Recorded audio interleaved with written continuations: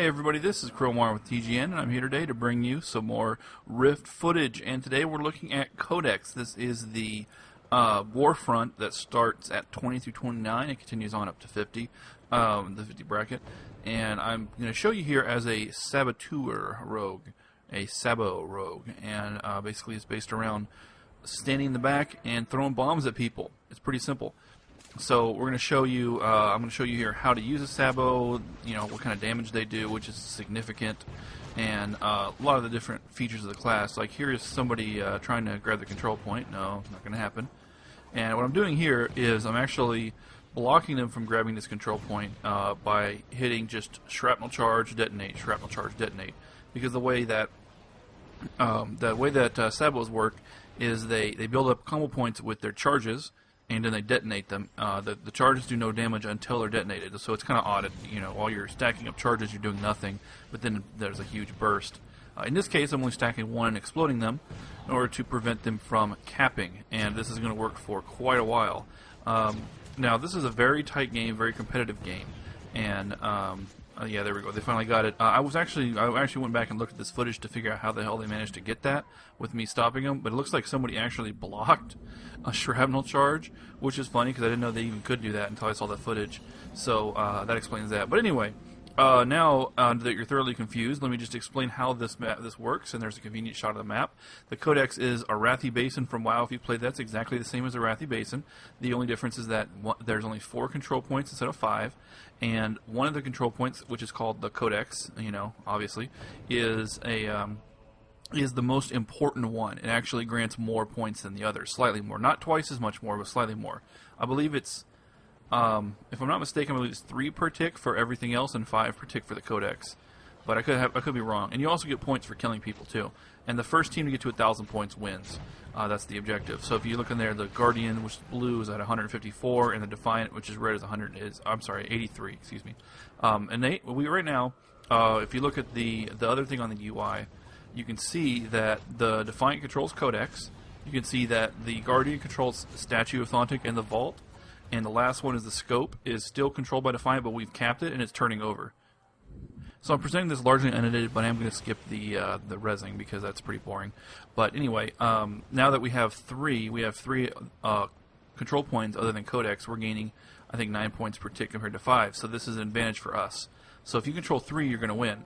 Or if you control the Codex plus one other one, you're going to win very slightly because it's like, 8 to 6 at that point. So that's just a couple different strategies you can do. The way the map's laid out, if you remember seeing the map earlier, is along the north end of the map you have the graveyards, and then you have the three of the control points. You have Statue on the west side, Guardian side, Codex in the middle, you know, in between these convenient rocks here for artillery. And then on the east side you have the Scope on the Defiant side, and then on the south, kind of out by itself, is the Vault. And the Vault's not worth any more than the other ones. Just the fact that it's remote makes the strategy a little different. And in this video, I'm not actually going to go to the Vault. And I thought about while filming this, actually going down there just to show you. But there's really no strategic value to that. And honestly, there's nothing to show. It's just there's a little bit of water, and then there's the Vault, and there's just another flag. But you can picture it in your head. The Vault is most easily taken by like solo people, assassins. You know, a lot of people like to play assassins in Warfronts, and assassins are extremely weak in big battles, like the ones that I pour my Saboteur in, because they don't do AOE damage. They only do single target. And although they're pretty good for assassinating clerics, the problem is that if you're a melee, you really need to be a warrior. You need to be someone who's really, really tough. And unfortunately, assassins just aren't that. So if you're playing like an assassin or a Nightblade, single target, what you want to do is avoid the big battles and go for the one-on-one battles, which is where you excel, and go to like the Vault and try to assassinate somebody and take it. But anyway, back to the big battles. You see, I just keep going back to Codex over and over again, and there's a reason for that. It's because it's where all the big battles are, and it's where my particular class, the Sabo, does the best. Basically just with massive AoE damage, massive burst damage on healers, that kind of stuff. One-on-one, the Sabo is not as effective. It can be. If you get the jump on people and manage to get a burst, a full detonate off. Oh, here we go. Let me pause it here. What I did there, if you missed this, I just sapped a guy. It's about to wear off now. And then Ninja capped it. Code. I was so proud of myself. My build here is Sabo with Nightblade as secondary, so I do have some very basic stealth and a sap ability.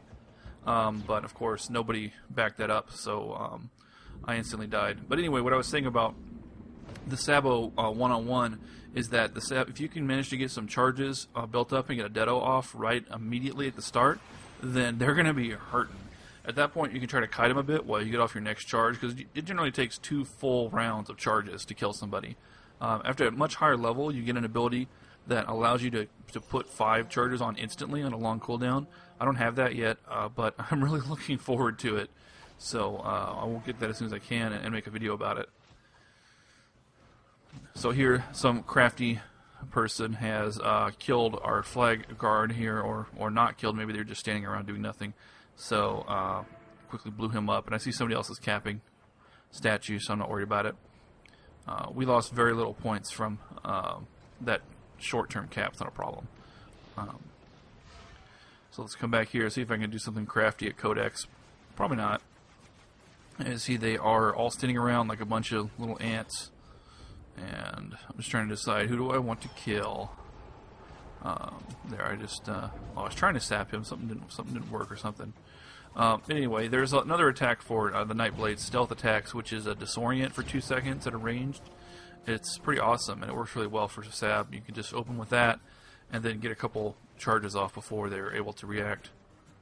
So there's a 5 stack and a Deado for a decent crit, 1386. And it's funny watching this footage because I'm actually recording this audio and rendering this like 2 or 3 days after I record the video. So my Sabo is actually a little higher level, and I'm seeing crits of like 1900 normally at my level, which is I forget, 35ish I think when I go into PvP. So seeing 1300, 1400 is pretty quaint. But anyway, so let's see how I do solo against this guy. I've got the level advantage. Oh, there he had backup. There's another mage there. That's too bad. So what's happened here is a pretty big disaster. You know, we've been just barely hanging on to this lead, and now they've capped three different control points while I was screwing around, jumping off of boulders and stuff. That was pretty stupid. And they completely have the vault. We're going to get the statue back. Yeah, we got it back already. That was fast. And the scope, I'm not sure about that. It's really hard to get the scope back because of where it is, right next to the Defiant Graveyard and all. Just like it's hard for them to get statue. So, somebody assaulted the vault. I was going to go see the vault. I think you can kind of see it on the right here. We look over the bridge. Where am I going? I'm just going off in the middle of nowhere. Going to get killed by this Defiant real quick. Yeah, getting owned. Good God.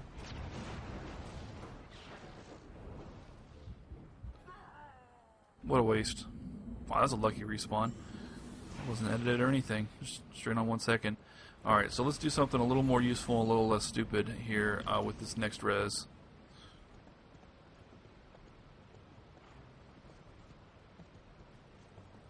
I really do love this class for PvP. Also PvP as a bard. Oh yeah, there's some action. Nope. Don't even think about it, buddy. I also like PvP as a bard because it's the support you gain to give to the group is enormous. But mainly for not for this place, but for Black Garden, because of the support you give to your Fang carrier. That's the one that's like the. It's not a Black Garden is like the only battleground here that isn't just a direct copy off of WoW. It's pretty cool. We have a video. We have a few videos up for that actually. So anyway, yeah, big attack here on the statue. This was looking real bad because not only did they control Codex, we couldn't take it from them, but they were actually pushing out towards statue, which is, you know, if a team can actually do that, they're fairly dominant. It's like pushing towards stables in Arathi Basin with a major group, not just with like 1 or 2 stragglers. But they've run into too many of our resers, and they're not gonna get anywhere with that. And this may have actually been a big mistake by them, because maybe they pushed out a little too early. You see the Defiant also taking a slight lead now, thanks to owning the Codex and Scope, while we only own the other 2. And we only own 1 for a while. We only own the statue for quite a while.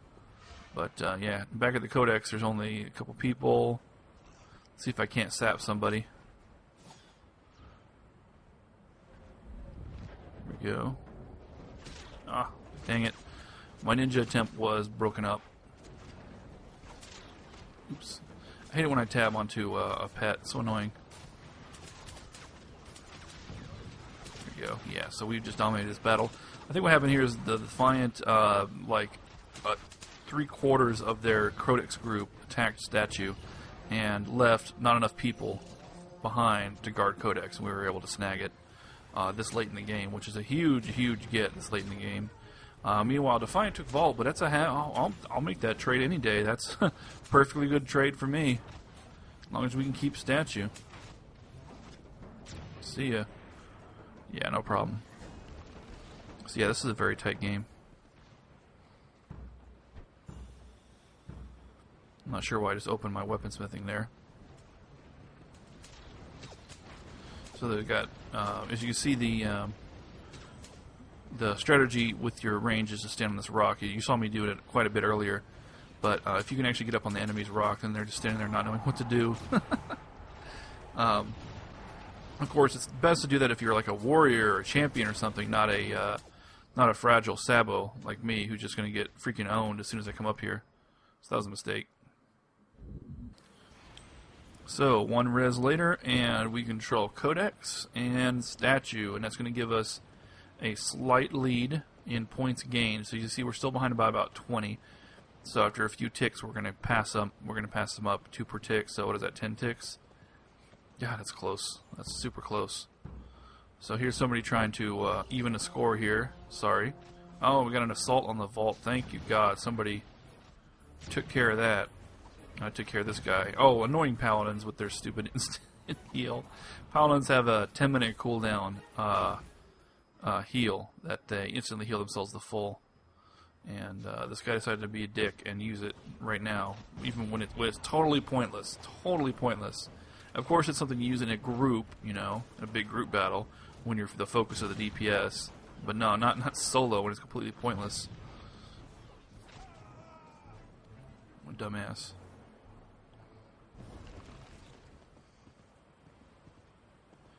Alright, so now that they're only gaining 3 per tick, we're gaining 8 per tick, we have passed them up very quickly, much faster than we would have otherwise.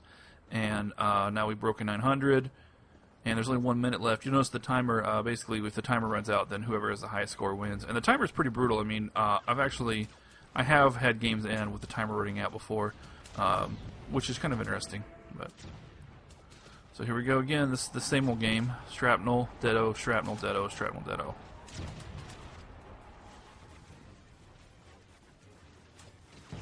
Nope.